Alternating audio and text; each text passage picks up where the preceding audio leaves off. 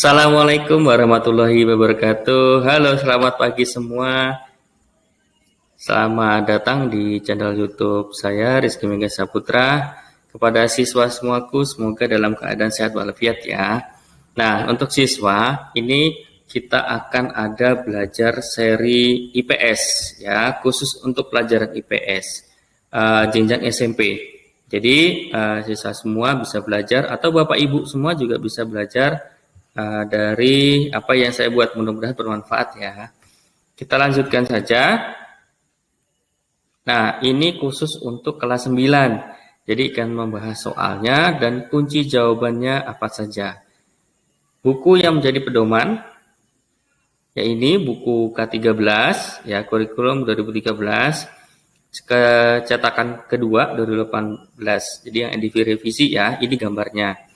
Nah, yang akan kita bahas pertama kali yaitu di halaman 83 sampai 84 di uji kompetensi. Kita bahas pertama yaitu di pilihan ganda dulu ya. Sambil diperhatikan. Ya. Nah, nomor 1 itu benua terluas di permukaan bumi adalah yang benar adalah itu Asia. Berapa jumlahnya? Ini kunci jawabannya.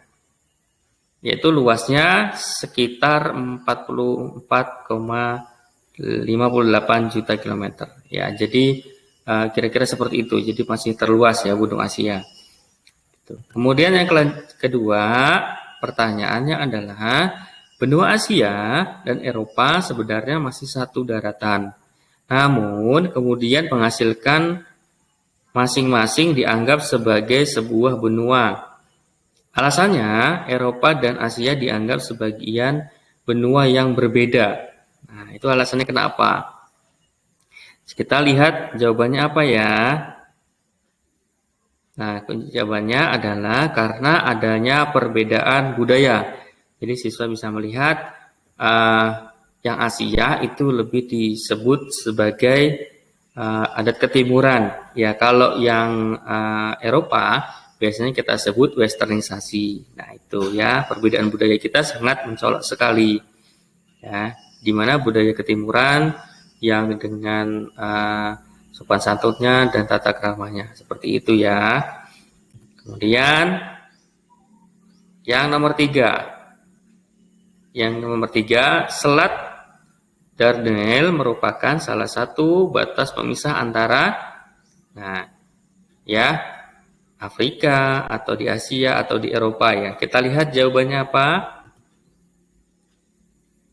Ya, yaitu ada di Asia dan Eropa. Ya, jadi biasanya soal itu nomor 1, 2, 3 itu ada hubungannya, sehingga siswa bisa membuat sebuah kesimpulan kalau misalnya pertanyaan itu tidak ada di dalam bukunya gitu ya. Kita selanjutnya pertanyaan yang keempat. Jepang mengalami penurunan jumlah penduduk. Nah, ya kenapa hal ini tersebut terjadi? Karena ada apa? Nah, di Jepang kita terkenal dengan negara yang sangat maju. Kenapa kok bisa seperti itu ya? Mengalami penurunan jumlah penduduknya. Kita lihat jawabannya seperti apa? Ya, karena penduduk Jepang sangat sibuk sehingga mengurangi keinginan memiliki anak.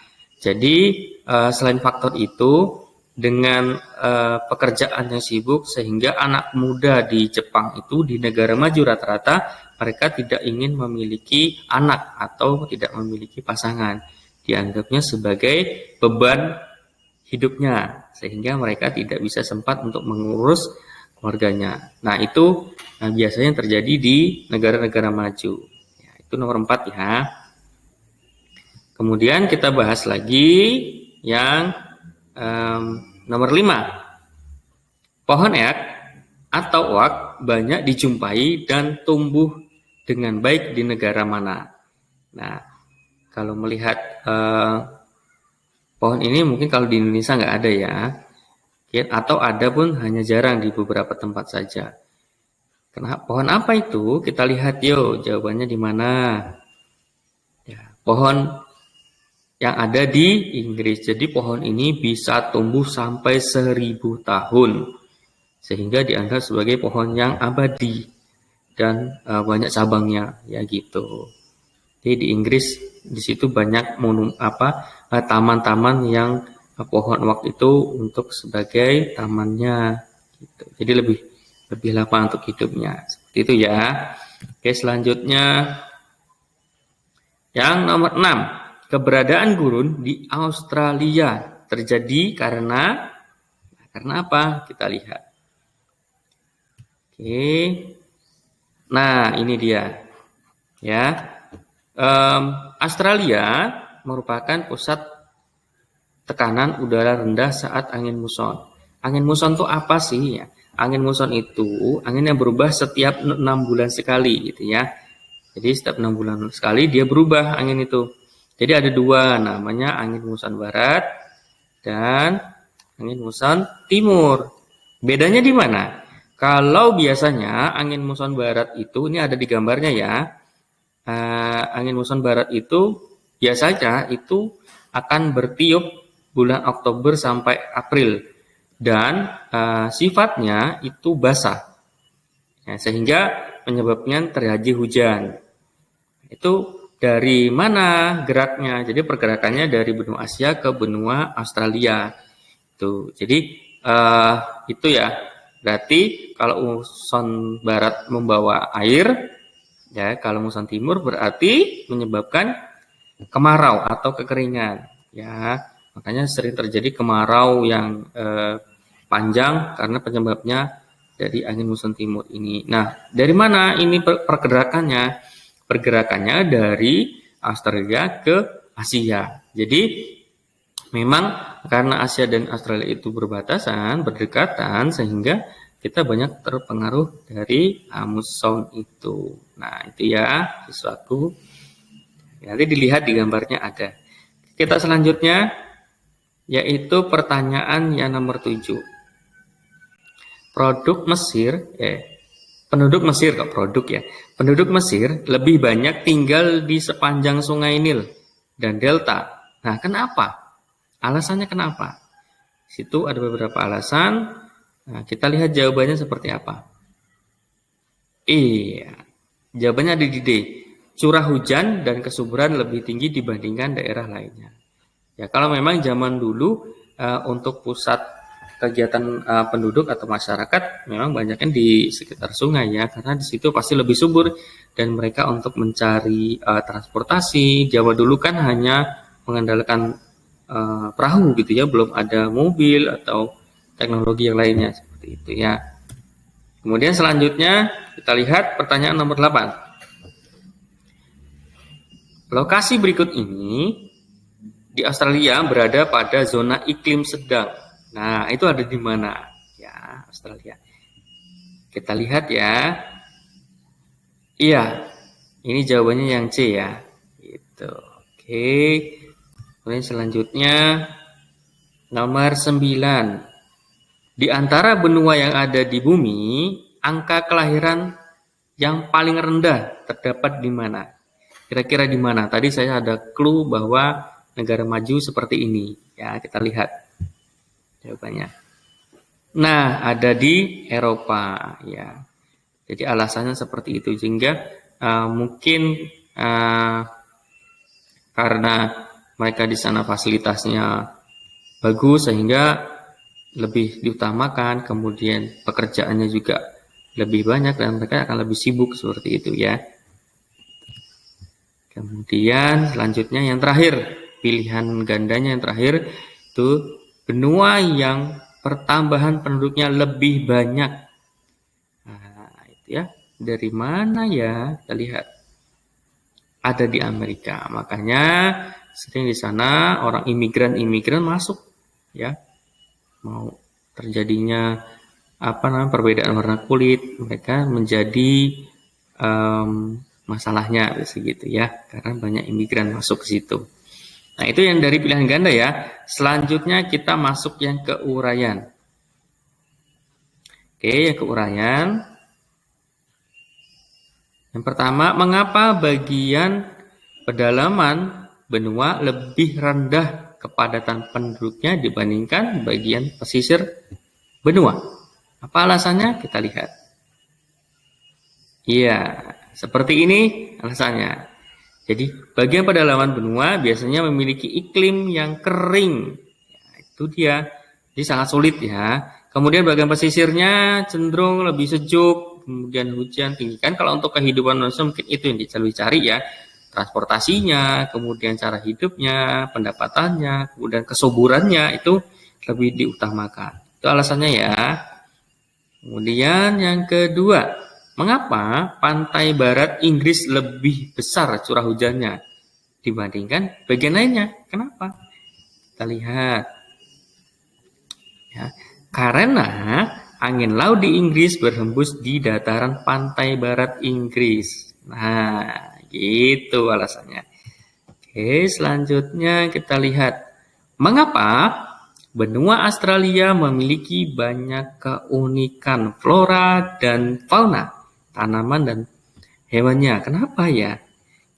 Alasannya karena letak benua Australia terpisah dari daratan lainnya, sehingga benua Australia tertutup nih ya dari jutaan tahun.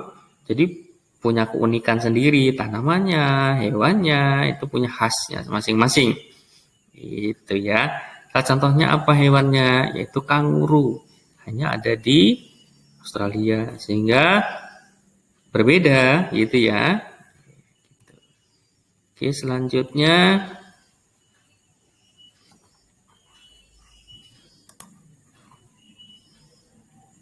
yang nomor 4.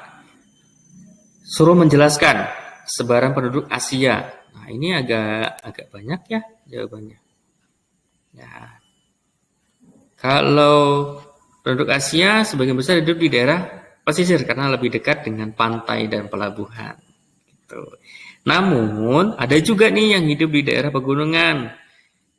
Kenapa sih? Karena biasanya di daerah pegunungan itu lebih subur dan cuaca atau iklimnya lebih sejuk dibandingkan di daerah lainnya gitu. Bisa lebih untuk wisata mungkin ya, untuk tanaman-tanaman juga lebih baik seperti itu.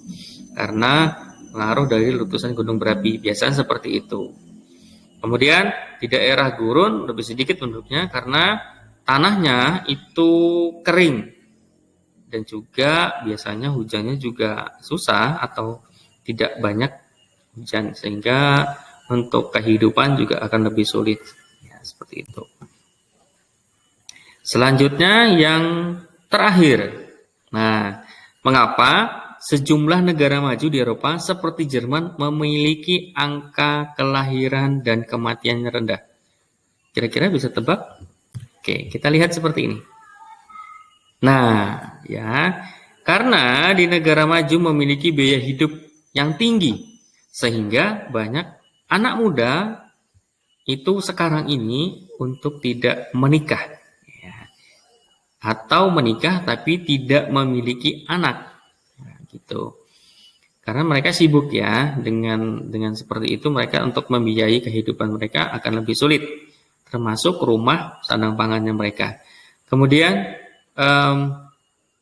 kenapa malah dengan begitu mereka kok yang tingkat kematiannya malah rendah? Kenapa?